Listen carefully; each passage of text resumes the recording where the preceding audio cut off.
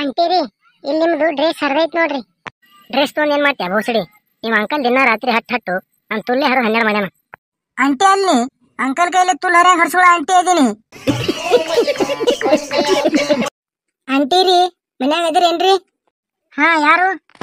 ನಾ ಬಸ ಅದೇನ್ರಿ ಅಂಟಿ. ಬಸ ಅದ್ಯಾ? ಅಷ್ಟಕ್ಕೆ ಅವಳಿ ಕನ್ಯೆ ಕಾಣಲ್ ಬಿಡು. ಬಾ ಬಸ ಒಳಗ ಬಾ.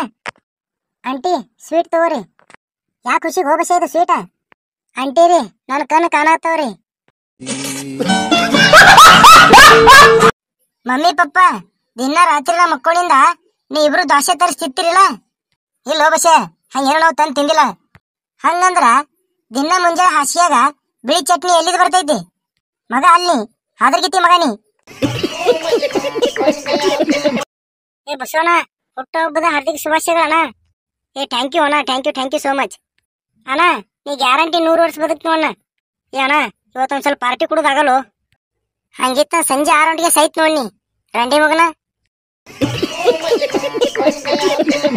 ನನ್ ಮ್ಯಾಲ ಒಂದು ಕವನ ಹೇಳು ರಂಡಿ ಮಗನ. ಹಿಂದೂ ಯಾರು ಹೇಳಿರ್ಬಾರ್ದು, ಇನ್ನು ಮುಂದೂ ಯಾರು ಹೇಳಬಾರ್ದು ಅಂತ ತಿಂಡಿ ಕವನ ಹೇಳು. ತಗೋರ ರಂಡಿ ಒಂದು ಟ್ರೈನಿಂಗ್ ಕವನ. ಹಡಾಕ ಟೈಮ್ ಕೂಡಿ ಬಂದ್ರ ಕಾಲ್ ಮ್ಯಾಗ ಮಾಡಿ ಹಡ್ಸ್ಕೊಳ್ಳೋ ರಂಡಿ ಹಾಡಾಡ್ಕೊಂಡು ಹೇಳ್ತೀವತ್ತ. ಲೇ ದೋಸ್ತ ಎಲ್ಲರ ಮೇಲೂ ಒಂದ್ ಕವನ ಹೇಳ್ತೇತ್ತ, ನನ್ನ ಮೇಲೂ ಒಂದ್ ಹೇಳ ಕವನ. ತಗೋರೋ ಸುಳಿ ಮಗನ ನಿನ್ ಮೇಲೂ ಒಂದ್ ತಿಂಡಿ ಕವನ. ನೀ ಸಣ್ಣವಿದ್ದಾಗಿದ್ದಿ ಬಹಳ ತುಂಟ, ಅದಕ್ಕೆ ಹರಿಲೇತಿ ಈಗ ಊರ್ ಮಂದಿ ಶಂಟ. ದೋಸ್ತ ಅಲ್ಲೋ ನೀ ರಂಡಿ ಮಗ ಅದೀನಿ.